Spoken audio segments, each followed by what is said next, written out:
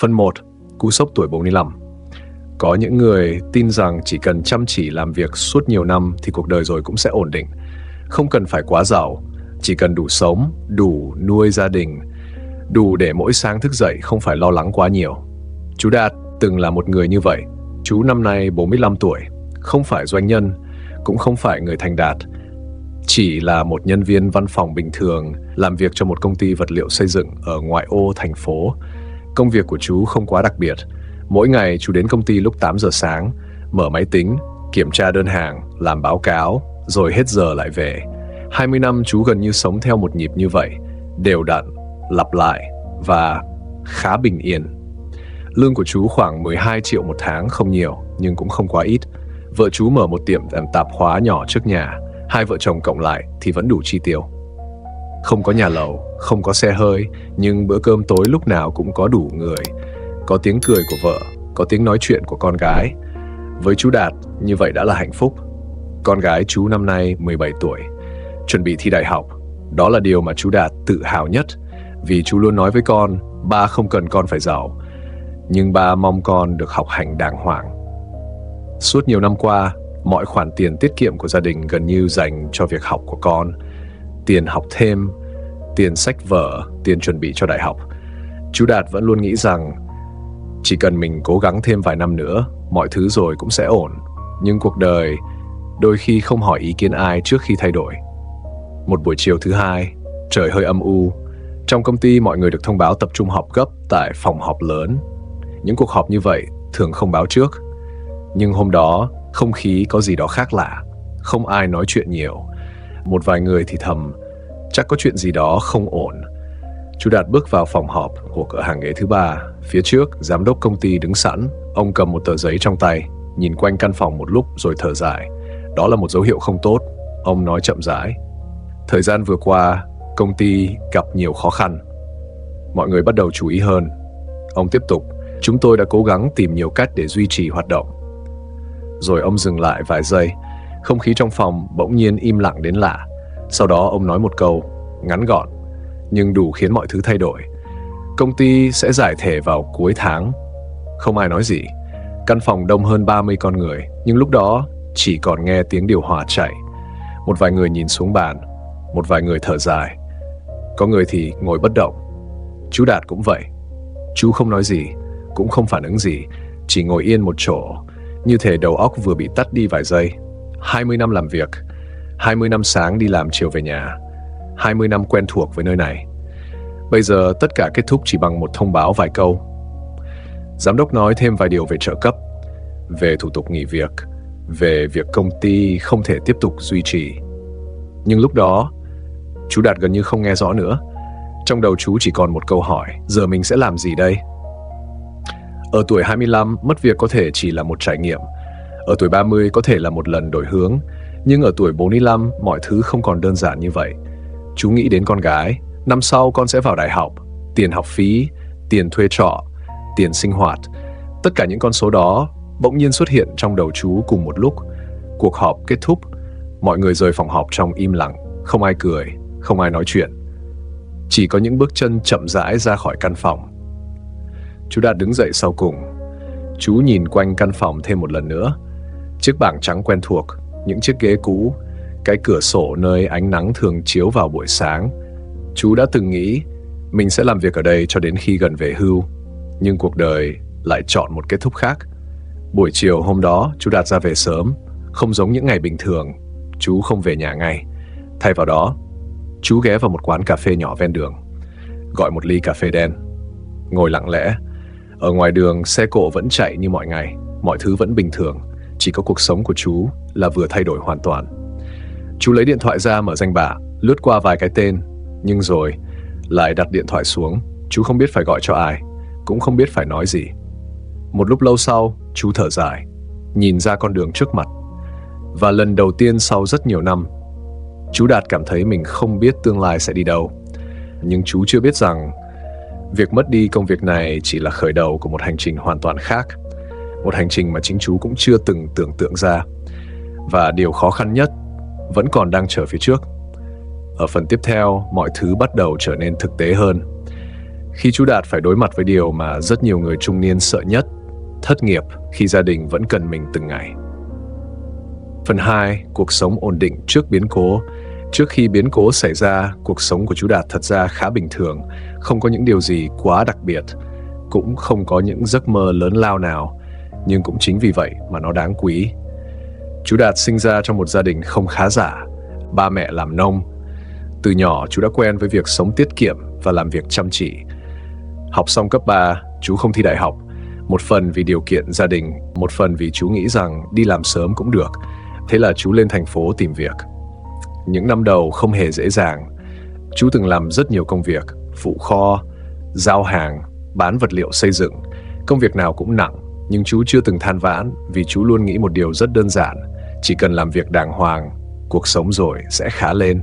Sau vài năm làm việc chăm chỉ, chú được nhận vào làm nhân viên văn phòng cho một công ty vật liệu xây dựng. Công việc chủ yếu là quản lý đơn hàng và theo dõi kho. Lúc đó, chú rất vui.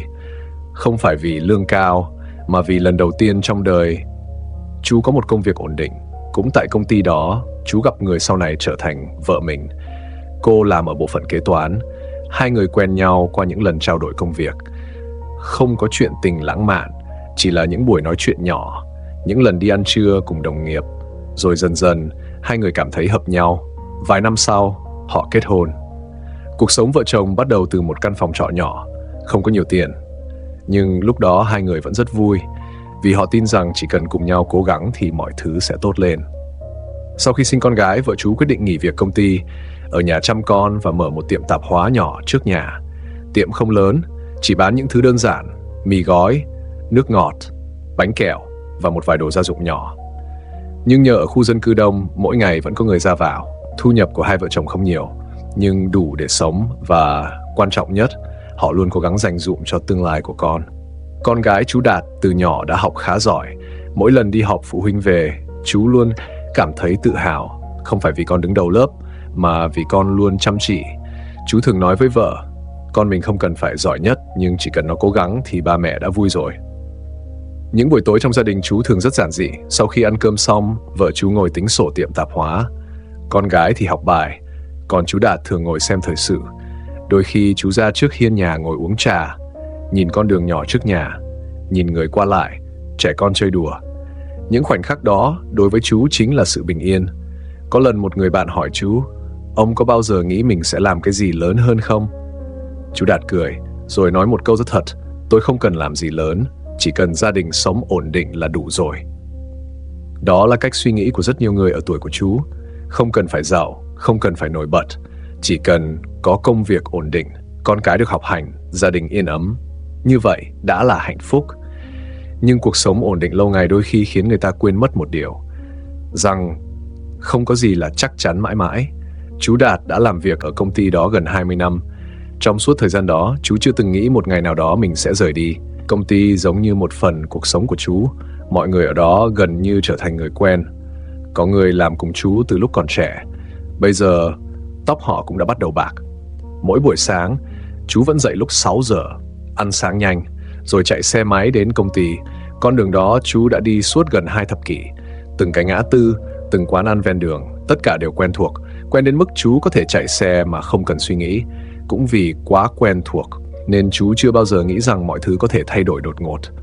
Cho đến buổi chiều hôm đó, khi giám đốc công ty nói ra một câu khiến tất cả mọi người đều sững sờ. Công ty sẽ giải thể.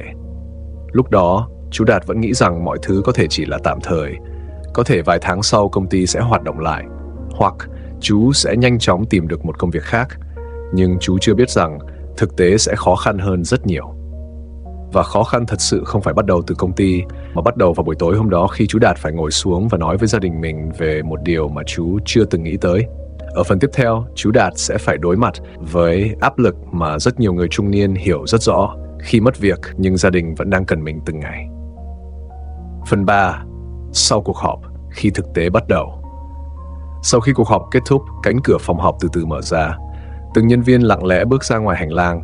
Không còn tiếng nói chuyện ồn ào như mọi ngày, chỉ còn lại những bước chân chậm rãi và những ánh mắt nặng trĩu. Một cô nhân viên trẻ đứng dựa vào tường, mắt đỏ hoe. Hai nhân viên nam đứng gần cửa sổ thì thầm với nhau. Giờ biết kiếm việc ở đâu đây? thị trường giờ khó lắm. Ở phía cuối hành lang, chú Đạt bước ra khỏi phòng họp. Ông không nói gì, chỉ im lặng nhìn mọi người xung quanh. Một vài đồng nghiệp nhìn thấy chú, họ khẽ gật đầu chào. Một cô nhân viên nhỏ giọng nói, "Chú Đạt." Chú chỉ nhẹ nhàng gật đầu đáp lại. Không khí trong văn phòng trở nên nặng nề hơn bao giờ hết. Buổi chiều hôm đó, văn phòng không còn giống như mọi ngày. Ánh nắng cuối ngày chiếu qua cửa kính lớn. Một vài nhân viên đã bắt đầu thu dọn bàn làm việc. Những chiếc thùng carton được đặt lên bàn. Có người tháo bức ảnh gia đình khỏi góc bàn. Có người lặng lẽ ngồi nhìn màn hình máy tính đã tắt. Không ai nói chuyện lớn tiếng. Tất cả đều im lặng. Như thể mọi người vẫn chưa thật sự chấp nhận được chuyện vừa xảy ra. Chú Đạt ngồi trước bàn làm việc của mình. Bàn của chú rất gọn gàng. Chỉ có một chiếc ly cũ, một cuốn sổ nhỏ và một cây bút. Chú mở ngăn kéo bàn. Bên trong là vài món đồ quen thuộc, một tấm hình chụp tập thể của công ty từ nhiều năm trước và một chiếc thẻ nhân viên đã cũ. Chú cầm tấm hình lên. Trong bức ảnh, tất cả mọi người đều đang cười rất tươi. Ngày hôm đó là lễ kỷ niệm thành lập công ty. Ai cũng vui vẻ, ai cũng đầy hy vọng. Chú Đạt khi ấy còn trẻ hơn bây giờ rất nhiều. Ông đứng ở góc bức ảnh, nụ cười hiền lành. Chú nhìn tấm hình thật lâu, ánh mắt lặng lẽ, rồi chú nhẹ nhàng đặt nó vào chiếc hộp nhỏ trước mặt. Thời gian trôi qua, văn phòng dần trở nên trống trải. Một vài bàn làm việc đã không còn ai. Những chiếc ghế trống nằm im lặng. Có người ôm hộp đồ đi về phía thang máy. Có người đứng lại nhìn quanh văn phòng lần cuối. Những chiếc đèn trong phòng dần dần tắt bớt. Chú Đạt đóng chiếc hộp đồ của mình. Không có nhiều thứ bên trong, chỉ vài món đồ nhỏ. Ông đứng dậy, nhìn quanh văn phòng một lần nữa. Những dãy bàn làm việc quen thuộc. Những chiếc ghế đã từng có người ngồi suốt nhiều năm. Những màn hình máy tính giờ đã tắt. Mọi thứ bỗng trở nên xa lạ. Chú Đạt bước ra hành lang. Ông đi ngang qua phòng họp, nơi cuộc họp vừa kết thúc cách đây không lâu. Ông đi ngang qua bảng thành tích của công ty treo trên tường. Những tấm bằng khen vẫn còn đó, nhưng mọi thứ dường như đã không còn ý nghĩa như trước. Cuối hành lang là logo lớn của công ty. Chú Đạt dừng lại. Ông đứng nhìn logo ấy rất lâu, ánh mắt bình lặng nhưng đầy suy tư. Sau vài giây, chú khẽ thở dài, rồi lặng lẽ bước đi. Bên ngoài tòa nhà trời đã gần tối. Một vài nhân viên đang rời khỏi công ty. Chú Đạt bước ra khỏi cửa. Trên tay là chiếc hộp đồ nhỏ. Ông quay đầu lại nhìn tòa nhà lần cuối. Những ô cửa sổ trên cao vẫn còn vài phòng sáng đèn, nhưng phần lớn đã tối. Chú đứng đó vài giây, rồi quay người bước đi. Một lúc sau, chú Đạt ngồi trong một quán cà phê nhỏ bên đường. Quán không đông khách, ánh đèn vàng ấm áp. Trước mặt chú là một ly cà phê đen. Chú mở chiếc hộp đồ, lấy ra tấm hình tập thể của công ty. Ông nhìn bức ảnh thật lâu. Bên ngoài cửa kính, dòng xe vẫn đi qua đi lại. Mọi người vẫn vội vã với cuộc sống của họ. Còn chú Đạt chỉ ngồi lặng lẽ một mình. Một người đàn ông 55 tuổi, vừa mất công việc mà mình đã gắn bó suốt nhiều năm. Chú khẽ thở dài, ánh mắt nhìn xa xăm. Không ai biết ngày mai của chú sẽ ra sao. Nhưng chú Đạt cũng hiểu một điều. Ở tuổi 55, ông không còn nhiều thời gian để do dự. Ông phải tiếp tục bước đi, dù phía trước là điều gì. Sáng ngày hôm sau, chú Đạt mặc lại chiếc áo sơ mi quen thuộc, cầm theo một tập hồ sơ xin việc đã được chuẩn bị vội vàng, và bắt đầu hành trình tìm việc ở tuổi 45. Một hành trình mà chú không ngờ rằng sẽ khó khăn hơn rất nhiều so với những gì ông tưởng tượng. Phần 4. Hành trình tìm việc ở tuổi 45. Sáng hôm sau, chú Đạt thức dậy sớm hơn mọi ngày. Ánh nắng buổi sáng chiếu nhẹ qua cửa sổ căn phòng nhỏ. Chú đứng trước gương, cẩn thận chỉnh lại chiếc áo sơ mi đã mặc nhiều năm. Chiếc áo đã hơi cũ nhưng vẫn được ủi phẳng phiu. Chú cầm tập hồ sơ xin việc trên bàn. Bên trong là vài tờ giấy in đơn giản, một bản sơ yếu lý lịch và một vài giấy tờ kinh nghiệm làm việc. Chú nhìn tập hồ sơ vài giây, rồi khẽ thở ra. Sau đó bước ra khỏi nhà. Con đường buổi sáng đông đúc, mọi người vội vã đi làm. Còn chú Đạt thì bắt đầu một hành trình khác, hành trình đi tìm một công việc mới ở tuổi 45. Điểm đến đầu tiên của chú là một công ty nhỏ gần trung tâm. Chú bước vào quầy lễ tân, một cô nhân viên trẻ đang ngồi trước máy tính. Chú hơi ngập ngừng rồi nói: "Cháu ơi, ở đây có đang tuyển nhân viên không?" Cô lễ tân nhìn chú, rồi nhìn tập hồ sơ trong tay chú. "Dạ, chú xin việc à?" Chú gật đầu. Cô lễ tân mở máy tính, kiểm tra. Một lát sau cô nói nhẹ nhàng: Dạ hiện tại bên cháu chỉ tuyển nhân viên dưới 35 tuổi thôi ạ. Chú Đạt khẽ gật đầu. À vậy hả cháu? Ông mỉm cười lịch sự. Không sao đâu.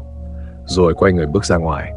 Điểm tiếp theo là một cửa hàng điện máy. Chú đứng trước cửa một lúc, rồi lấy hết can đảm bước vào. Một nhân viên quản lý đi ra. Chú đưa hồ sơ. Tôi thấy cửa hàng có treo bảng tuyển nhân viên. Người quản lý nhìn sơ qua hồ sơ, ánh mắt dừng lại ở dòng tuổi. Ông ta hơi ngập ngừng. Chú có kinh nghiệm bán hàng không? Chú Đạt thành thật trả lời. Trước giờ tôi làm văn phòng. Người quản lý mỉm cười ái ngại. Công việc này cần đứng cả ngày. Chú có thể hơi vất vả. Chú hiểu ý. Ông gật đầu. Chú hiểu rồi. Ông nhận lại hồ sơ rồi bước ra khỏi cửa hàng. Buổi trưa, trời nắng gắt, chú Đạt ngồi nghỉ trên một chiếc ghế đá bên đường. Tập hồ sơ vẫn nằm trong tay. Ông mở ra xem lại. Những dòng kinh nghiệm làm việc suốt mấy chục năm.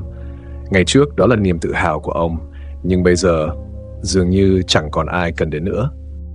Buổi chiều, chú tiếp tục đi đến thêm vài nơi khác. Một quán cà phê, một cửa hàng tiện lợi, một công ty nhỏ treo bảng tuyển nhân viên, nhưng câu trả lời đều giống nhau. Bên em ưu tiên người trẻ hơn, công việc này cần nhanh nhẹn. Chú thông cảm nhé. Trời bắt đầu tối, chú Đạt bước chậm trên vỉa hè. Dòng xe cộ vẫn đông đúc như mọi ngày, nhưng bước chân của chú nặng nề hơn. Cả ngày hôm đó, chú đã đi rất nhiều nơi, nhưng vẫn chưa tìm được một công việc nào. Chú dừng lại trước một quán nước ven đường, gọi một ly trà đá. Ông ngồi lặng lẽ, nhìn dòng người qua lại. Trong tay chú vẫn là tập hồ sơ xin việc. Góc giấy đã hơi nhào, chú nhìn nó thật lâu, ánh mắt thoáng buồn. Nhưng rồi, chú nhẹ nhàng vuốt lại tập hồ sơ cho thẳng, như thể vẫn chưa muốn từ bỏ. Vì chú biết rằng, ngày mai, chú vẫn phải tiếp tục đi tìm việc, dù khó khăn đến đâu. Phần 5, cuộc gặp gỡ bất ngờ. Sáng hôm sau, chú Đạt lại thức dậy rất sớm. Căn phòng nhỏ vẫn yên tĩnh như mọi ngày. Ánh nắng nhẹ chiếu qua cửa sổ. Chú ngồi ở mép giường vài phút, nhìn xuống đôi tay của mình. Những ngón tay đã bắt đầu có dấu hiệu của tuổi tác. Chú khẽ thở ra. Nhưng rồi chú đứng dậy. Chú biết mình không thể ngồi yên. Nếu không tiếp tục tìm việc, mọi thứ sẽ càng khó khăn hơn. Chú mặc lại chiếc áo sơ mi quen thuộc. Chiếc áo đã hơi cũ, nhưng vẫn được chú ủi phẳng.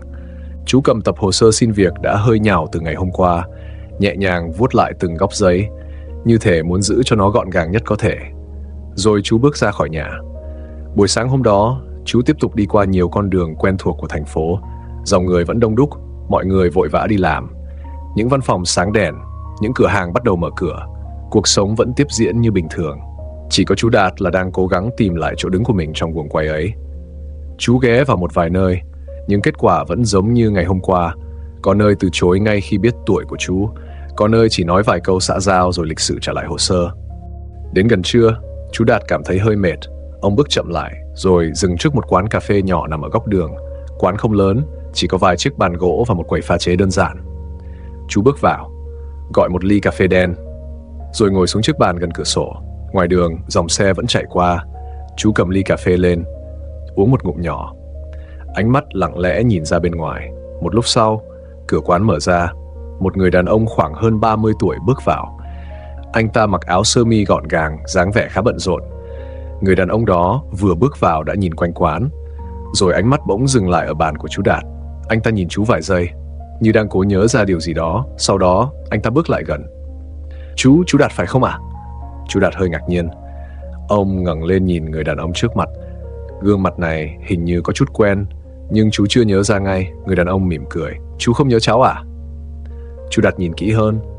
Một lát sau, ánh mắt ông bỗng thay đổi. Cháu là Minh phải không? Người đàn ông bật cười. Dạ đúng rồi chú, cháu là Minh đây. Chú Đạt cũng hơi ngạc nhiên. Trời, lâu quá rồi chú không gặp cháu. Minh kéo ghế ngồi xuống. Ánh mắt vẫn đầy vui vẻ. Cháu cũng không ngờ lại gặp chú ở đây. Hai người bắt đầu trò chuyện. Minh kể rằng bây giờ anh đang làm quản lý cho một công ty công nghệ nhỏ. Công ty đang phát triển khá tốt. Chú Đạt nghe vậy thì mỉm cười. Vậy là tốt rồi, chú mừng cho cháu. Minh nhìn chú Đạt một lúc, rồi ánh mắt rơi xuống tập hồ sơ trên bàn. Những góc giấy hơi nhào. Minh hỏi nhẹ. Chú đang đi xin việc à? Chú Đạt hơi ngập ngừng, nhưng rồi ông gật đầu. Công ty cũ của chú đóng cửa rồi. Chú đang đi tìm việc mới. Minh im lặng vài giây. Ánh mắt thoáng suy nghĩ, rồi anh nói. Chú còn nhớ hồi xưa, lúc cháu mới vào làm ở công ty không? Chú Đạt gật đầu. Nhớ chứ? Minh cười. Lúc đó cháu bị sếp mắng suốt. Cháu còn tính nghỉ việc luôn. Chú Đạt cũng nhớ ra, hồi đó Minh chỉ là một nhân viên mới rất áp lực, nhiều lần muốn bỏ việc.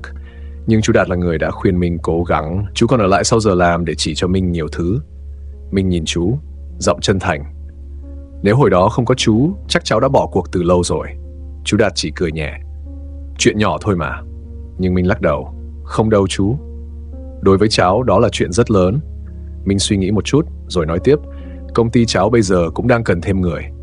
Chú Đạt hơi bất ngờ. Thật hả? Minh gật đầu. Dạ. Chú có muốn qua công ty cháu thử không? Chú Đạt nhìn Minh, ánh mắt có chút hy vọng. Nhưng rồi ông lại chậm rãi nói.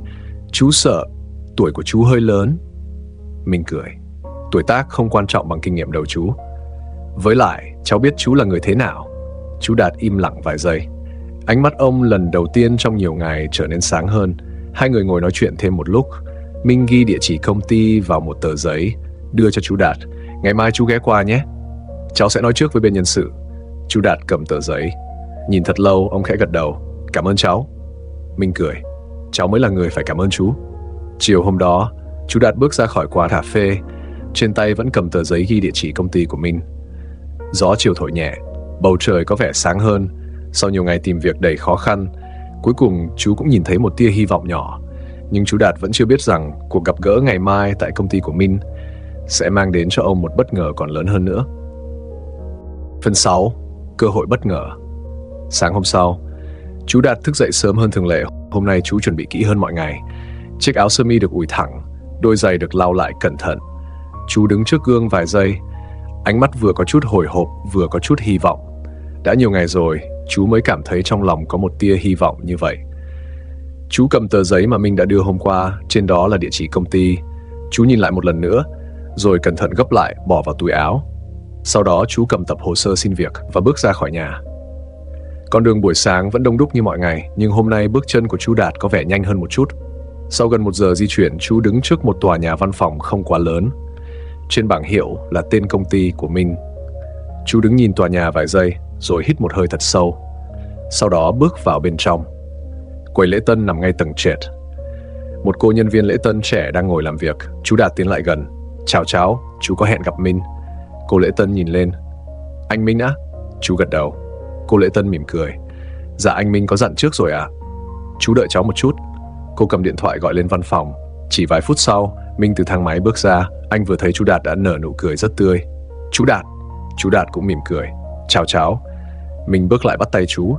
Chú tới sớm quá. Chú cười nhẹ. Chú sợ tới trễ. Minh nói vui. Cháu mà trễ chứ chú thì không bao giờ trễ. Cả hai cùng cười. Minh dẫn chú Đạt lên văn phòng trên tầng 3. Không gian làm việc khá gọn gàng.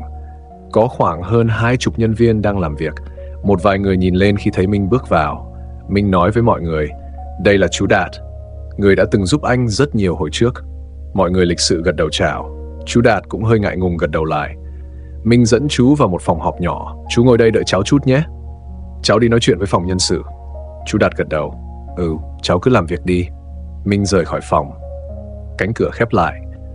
Chú Đạt ngồi một mình trong phòng họp. Trên bàn là một bình nước và vài chiếc ly. Chú đặt tập hồ sơ của mình lên bàn. Hai bàn tay đan vào nhau, ánh mắt có chút hồi hộp. Đã lâu rồi chú mới lại có cảm giác giống như đang chờ phỏng vấn. Chú nhìn quanh căn phòng. Trên tường có treo vài bảng kế hoạch và biểu đồ công việc. Mọi thứ trông khá chuyên nghiệp. Chú tự hỏi liệu mình có thật sự phù hợp với môi trường làm việc như thế này nữa không? Dù sao, chú cũng đã 45 tuổi rồi. Khoảng 10 phút sau, cửa phòng mở ra. Minh bước vào cùng một người phụ nữ khoảng hơn 40 tuổi. Minh giới thiệu, đây là chị Lan, trưởng phòng nhân sự của công ty. Chú Đạt đứng dậy lịch sự. Chào chị. Chị Lan mỉm cười. Chào chú. Ba người cùng ngồi xuống. Chị Lan cầm tập hồ sơ của chú Đạt lên xem. Căn phòng im lặng vài giây. Chị đọc từng trang, kinh nghiệm làm việc nhiều năm, các vị trí đã từng đảm nhận, những dự án đã tham gia. Chị Lan gật gù vài lần. Sau đó chị nhìn lên. Chú có rất nhiều kinh nghiệm. Chú Đạt chỉ cười nhẹ. Chú làm lâu năm thôi. Chị Lan hỏi thêm vài câu về công việc trước đây. Chú Đạt trả lời rất bình tĩnh, giọng nói chậm rãi nhưng rõ ràng. Mình ngồi bên cạnh cũng chăm chú nghe. Sau một lúc trò chuyện, chị Lan đóng tập hồ sơ lại. Chị suy nghĩ vài giây, rồi nói. Thật ra, Vị trí mà công ty đang tuyển hơi khác với kinh nghiệm của chú. Nghe đến đây, chú Đạt khẽ gật đầu. Ông dường như đã quen với câu nói này. Những ngày qua ông đã nghe nó quá nhiều lần.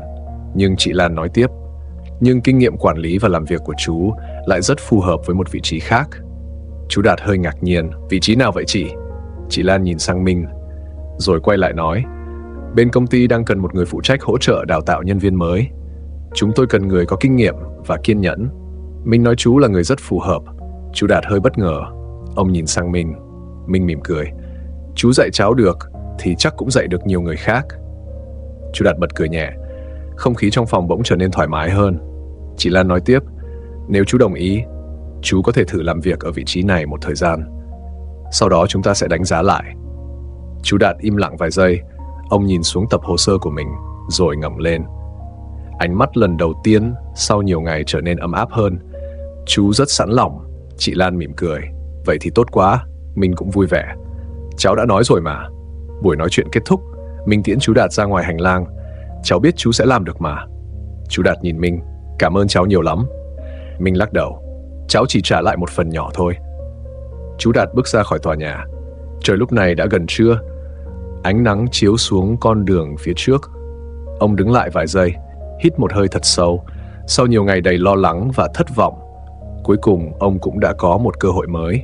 Nhưng chú Đạt vẫn chưa biết rằng chính công việc mới này sẽ mở ra một chương hoàn toàn khác trong cuộc đời của ông. Phần 7. Giá trị của kinh nghiệm. Một tuần sau khi bắt đầu công việc mới, chú Đạt đã dần quen với môi trường làm việc tại công ty của Minh. Mỗi buổi sáng, chú luôn đến sớm hơn mọi người. Chú mở cửa phòng đào tạo, bật đèn, chuẩn bị tài liệu cho các nhân viên mới. Công việc của chú không quá phức tạp, chủ yếu là hướng dẫn những nhân viên mới cách làm việc, cách xử lý tình huống và cách phối hợp với các bộ phận khác. Những điều mà chú đã tích lũy suốt hơn 30 năm đi làm. Ban đầu, một vài nhân viên trẻ có vẻ hơi ngại khi được một người lớn tuổi hướng dẫn. Nhưng chỉ sau vài ngày, họ bắt đầu nhận ra rằng chú Đạt có rất nhiều kinh nghiệm thực tế. Những điều chú chia sẻ đều rất đơn giản, nhưng lại cực kỳ hữu ích. Có những vấn đề mà họ loay hoay mãi không giải quyết được. Chỉ cần chú Đạt nghe qua, ông đã có thể đưa ra hướng xử lý rất nhanh. Một buổi chiều, trong văn phòng bỗng trở nên hơi căng thẳng. Một dự án quan trọng của công ty đang gặp trục trặc. Một nhóm nhân viên trẻ đang ngồi trước máy tính với vẻ mặt lo lắng. Họ bàn bạc liên tục, nhưng vẫn chưa tìm ra cách giải quyết. Minh từ phòng họp bước ra, nhìn thấy mọi người đang căng thẳng. Anh hỏi, có chuyện gì vậy? Một nhân viên trả lời, phần hệ thống xử lý dữ liệu đang bị lỗi. Nếu không sửa kịp, ngày mai không thể bàn giao cho khách hàng. Minh nhíu mày. Đã thử những cách nào rồi? Nhóm nhân viên giải thích, họ đã thử nhiều phương án, nhưng vấn đề vẫn chưa được giải quyết. Không khí trong phòng bắt đầu trở nên nặng nề. Lúc đó, chú Đạt đang đi ngang qua khu làm việc. Ông thấy mọi người đang bàn bạc khá căng thẳng. Chú dừng lại, nhẹ nhàng hỏi, có chuyện gì vậy? Một nhân viên trẻ quay sang. Dạ, tụi cháu đang gặp chút vấn đề kỹ thuật. Chú Đạt gật đầu. Ông không phải là người chuyên về công nghệ, nhưng ông hỏi thêm, các cháu có thể nói chú nghe thử không? Nhóm nhân viên giải thích tình huống. Chú Đạt lắng nghe rất chăm chú, không ngắt lời. Sau khi nghe xong, ông im lặng vài giây rồi hỏi, trước đây công ty mình đã từng gặp tình huống tương tự chưa? Mọi người nhìn nhau. Một nhân viên trả lời, dạ, hình như có, nhưng tụi cháu không rõ. Chú Đạt suy nghĩ, rồi nói, đôi khi vấn đề không nằm ở hệ thống, mà nằm ở cách mình xử lý quy trình. Ông chỉ vào bảng kế hoạch, các cháu thử kiểm tra lại bước này xem. Một nhân viên thử làm theo. Vài phút sau, anh ta bất ngờ nói lớn, đúng rồi, lỗi nằm ở đây. Cả nhóm lập tức điều chỉnh lại. Chỉ sau khoảng 15 phút, vấn đề đã được giải quyết. Không khí trong phòng lập tức thay đổi. Những gương mặt căng thẳng lúc nãy giờ đã nhẹ nhõm hơn. Một nhân viên quay sang chú Đạt. Chú ơi, sao chú biết vậy? Chú chỉ cười hiền. Ngày xưa chú từng gặp tình huống tương tự. Không phải chuyện gì cũng cần giải quyết bằng cách phức tạp. Mọi người bật cười. Minh đứng bên cạnh nhìn chú Đạt, ánh mắt đầy sự tôn trọng. Buổi tối hôm đó, sau khi mọi người đã ra về gần hết, Minh vẫn còn ngồi lại trong văn phòng. Chú Đạt chuẩn bị ra về. Minh gọi, chú Đạt. Chú quay lại, có chuyện gì vậy cháu? Minh đứng dậy. Anh nhìn chú với vẻ chân thành. Hôm nay nếu không có chú, chắc tụi cháu gặp rắc rối lớn rồi. Chú Đạt xua tay. Chuyện nhỏ thôi. Mình lắc đầu. Không nhỏ đâu. Đôi khi kinh nghiệm quan trọng hơn rất nhiều thứ. Chú Đạt chỉ mỉm cười. Ông không nói gì thêm. Vài ngày sau, tin về việc chú Đạt giúp giải quyết vấn đề của dự án bắt đầu lan ra trong công ty. Nhiều nhân viên bắt đầu tìm đến chú để hỏi ý kiến, không chỉ trong phòng đào tạo, mà cả ở những bộ phận khác. Dần dần, mọi người trong công ty đều quen với hình ảnh một người đàn ông lớn tuổi, luôn kiên nhẫn lắng nghe, luôn sẵn sàng giúp đỡ và luôn đưa ra những lời khuyên rất thực tế. Một buổi chiều, Minh và chị Lan đứng ở hành lang nhìn xuống khu làm việc. Chị Lan nói, có vẻ anh đã đúng khi mời chú Đạt về công ty. Minh mỉm cười. Không phải em mời, là công ty mình may mắn mới đúng. Chị Lan gật đầu. Đúng vậy. Ở bên dưới, chú Đạt đang ngồi hướng dẫn cho một nhóm nhân viên mới. Ông nói chậm rãi, nhưng từng lời đều rõ ràng. Những nhân viên trẻ chăm chú lắng nghe. Sau nhiều năm làm việc, sau khi mất đi công việc cũ, chú Đạt từng nghĩ rằng tuổi tác của mình đã trở thành một trở ngại. Nhưng giờ đây, ông bắt đầu nhận ra một điều. Những năm tháng trải nghiệm của mình chính là giá trị lớn nhất mà ông có. Nhưng chú Đạt vẫn chưa biết rằng, chỉ ít lâu nữa thôi, một sự việc bất ngờ khác sẽ xảy ra, và lần này nó sẽ khiến cuộc đời của chú thay đổi theo một cách mà ông chưa từng tưởng tượng. Phần 8. Dự án quan trọng. Một buổi sáng đầu tuần, không khí trong công ty có vẻ khác mọi ngày. Ngay từ sớm, Minh đã gọi một cuộc họp khẩn với các trưởng bộ phận. Mọi người lần lượt bước vào phòng họp. Trên bàn là một tập tài liệu dày. Ai cũng cảm thấy có điều gì đó quan trọng sắp được thông báo. Minh đứng ở đầu bàn, anh nhìn quanh một lượt rồi nói, công ty vừa nhận được một dự án lớn. Một vài người ngạc nhiên.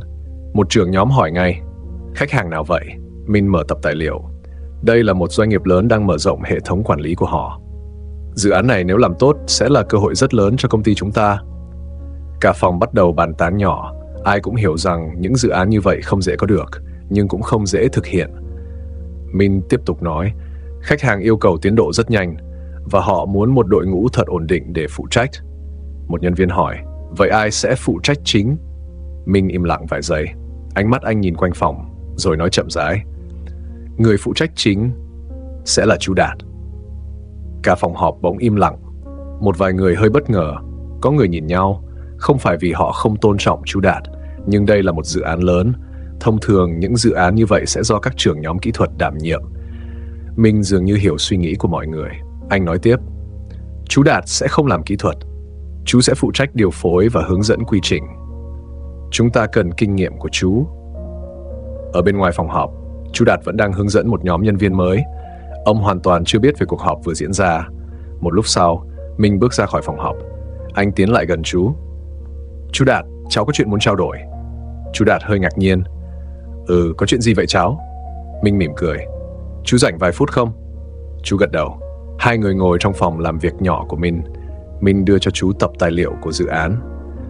Công ty vừa nhận được dự án lớn. Cháu muốn chú giúp tụi cháu phụ trách phần điều phối.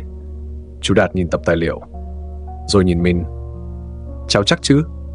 Minh gật đầu. Rất chắc. Không ai ở đây có nhiều kinh nghiệm xử lý dự án phức tạp như chú. Chú Đạt im lặng vài giây.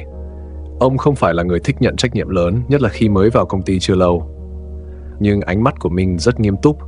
Cuối cùng chú nói, nếu cháu tin chú thì chú sẽ cố gắng. Minh cười. Cháu biết chú sẽ nói vậy. Những ngày sau đó, công ty bắt đầu bước vào giai đoạn chuẩn bị cho dự án. Không khí làm việc trở nên bận rộn hơn. Nhiều cuộc họp liên tục diễn ra.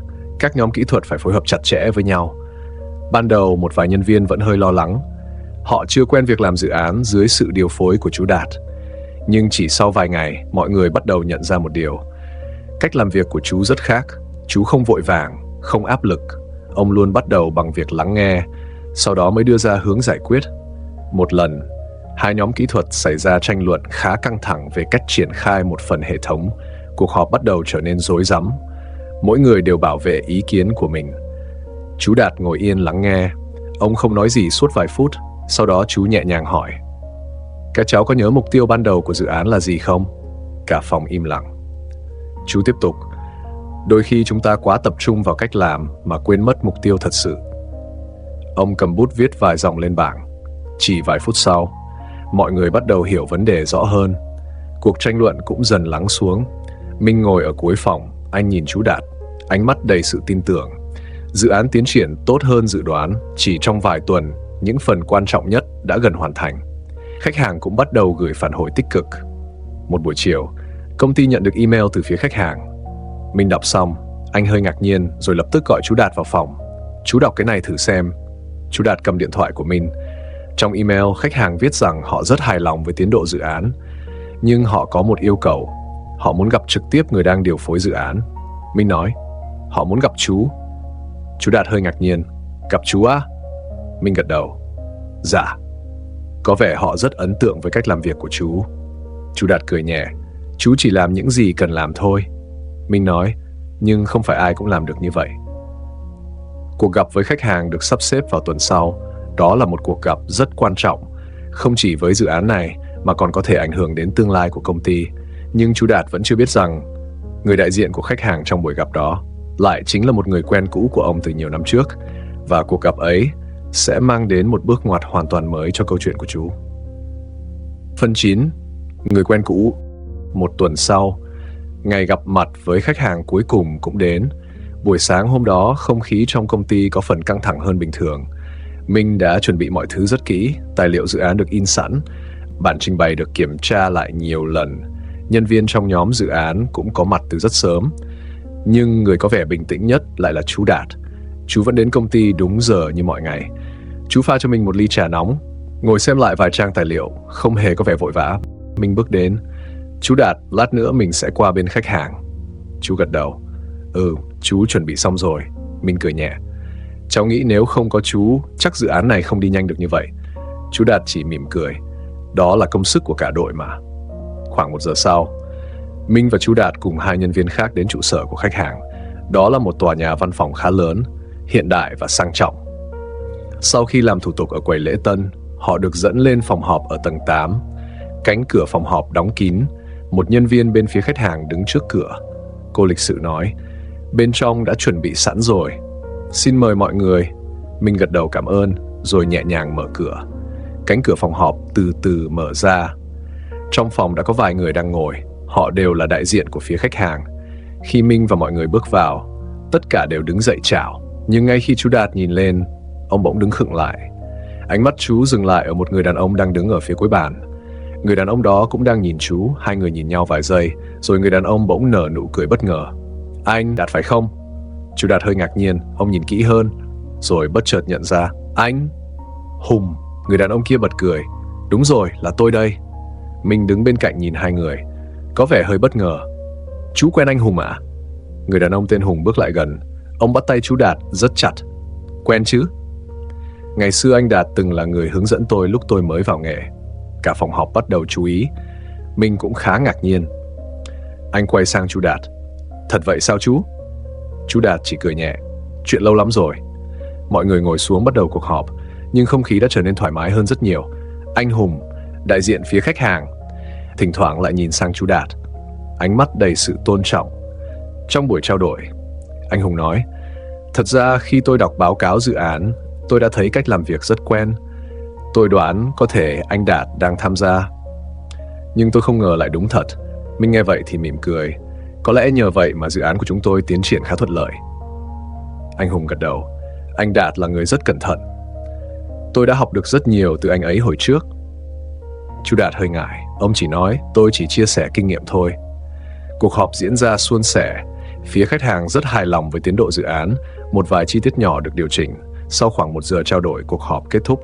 Mọi người đứng dậy bắt tay nhau. Trước khi rời phòng, anh Hùng quay sang Minh và nói, dự án này chúng tôi rất yên tâm khi có anh Đạt tham gia. Minh gật đầu. Cảm ơn anh. Anh Hùng quay sang chú Đạt. Lâu rồi mới gặp lại anh. Sau này nếu có dịp, chúng ta phải ngồi nói chuyện nhiều hơn. Chú Đạt cười. Được thôi. Sau khi rời khỏi tòa nhà, Minh và chú Đạt cùng bước ra bãi đỗ xe. Minh nhìn chú với vẻ tò mò. Cháu không ngờ chú quen anh Hùng. Chú Đạt cười nhẹ. Ngày xưa anh ấy từng làm chung công ty với chú. Lúc đó anh ấy mới vào nghề. Minh gật đầu. Giờ anh ấy là giám đốc dự án bên đó. Chú Đạt nhìn tòa nhà phía sau, ánh mắt có chút suy nghĩ. Thời gian trôi nhanh thật. Những người trẻ ngày nào giờ đã trở thành những người lãnh đạo. Vài ngày sau, công ty của Minh nhận được một tin rất bất ngờ. Phía khách hàng không chỉ muốn tiếp tục dự án hiện tại, họ còn đề nghị mở rộng hợp tác thêm nhiều dự án khác. Đó là cơ hội rất lớn. Toàn bộ công ty đều vui mừng. Nhưng Điều khiến Minh bất ngờ hơn là trong email của phía khách hàng có một dòng ghi chú đặc biệt. Dòng ghi chú đó viết rằng chúng tôi rất mong muốn tiếp tục làm việc với anh Đạt trong các dự án sắp tới. Minh đọc xong, anh nhìn sang phòng làm việc của chú Đạt, rồi mỉm cười. Chú Đạt lúc này vẫn đang ngồi hướng dẫn cho một nhóm nhân viên mới. Ông hoàn toàn không biết rằng chính sự xuất hiện của mình đã mang lại một cơ hội rất lớn cho cả công ty. Nhưng chú Đạt cũng chưa biết rằng sự thay đổi thật sự của cuộc đời ông vẫn còn đang chờ phía trước. Phần 10. Giá trị của một con người. Sau cuộc gặp với khách hàng vài tuần, công ty của Minh bắt đầu bước vào một giai đoạn phát triển mới. Những dự án hợp tác tiếp theo liên tục được ký kết. Không khí làm việc trong công ty trở nên sôi động hơn bao giờ hết. Nhân viên bận rộn hơn, những cuộc họp diễn ra thường xuyên hơn. Nhưng có một điều mà mọi người trong công ty đều nhận ra. Sự xuất hiện của chú Đạt đã thay đổi rất nhiều thứ. Một buổi sáng, Minh gửi email thông báo toàn công ty. Nội dung chỉ vỏn vẹn một dòng. 10 giờ sáng, toàn bộ nhân viên tập trung tại phòng họp lớn. Mọi người bắt đầu tò mò. Không ai biết chuyện gì sắp xảy ra. Đúng 10 giờ, toàn bộ nhân viên đã có mặt trong phòng họp. Minh bước lên phía trước. Anh nhìn quanh căn phòng, rồi bắt đầu nói. Thời gian vừa qua, công ty chúng ta đã trải qua rất nhiều thay đổi. Chúng ta có những dự án mới, những cơ hội mới. Nhưng có một điều quan trọng hơn tất cả. Minh dừng lại vài giây. Ánh mắt anh nhìn về phía chú Đạt đang ngồi ở hàng ghế phía sau. Chúng ta đã học được rất nhiều từ một người. Mọi ánh mắt bắt đầu hướng về phía chú Đạt. Chú hơi ngạc nhiên. Minh tiếp tục nói. Khi chú Đạt đến công ty, chú chỉ nhận một công việc rất đơn giản, hướng dẫn và đào tạo nhân viên mới. Nhưng trong thời gian ngắn, chú đã giúp công ty giải quyết rất nhiều vấn đề. Không phải bằng công nghệ, không phải bằng những phương pháp phức tạp, mà bằng kinh nghiệm và sự điềm tĩnh. Cả phòng họp im lặng. Mình nói tiếp. Chúng ta thường nghĩ rằng người trẻ có nhiều lợi thế.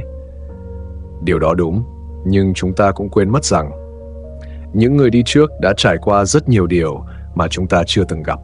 Mình quay sang chú Đạt. Chú Đạt, chú có thể lên đây một chút không? Chú Đạt hơi bất ngờ.